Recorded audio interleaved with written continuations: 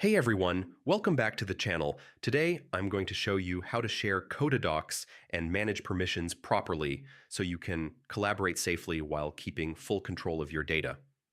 Sharing docs in Coda is simple but powerful. Start by opening the doc you want to share and click the share button at the top.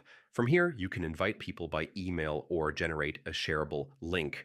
Coda allows you to control exactly what others can do by assigning permission levels like view, comment, edit, or full access. This helps prevent accidental changes while still allowing collaboration. You can also share specific pages or sections instead of the entire doc, which is useful when working with clients or external partners. For teams, manage access at the workspace level to ensure the right people have access to the right docs. Use permissions carefully for sensitive information like budgets, CRM data, or internal planning docs. Coda also lets you control who can share the doc further, who can copy it, and who can add new collaborators.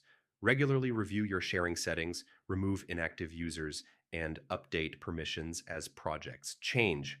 Proper permission management keeps your workflow secure, organized, and stress-free. That's it for today. If this guide helped you, like, subscribe, and hit the bell icon for more tutorials.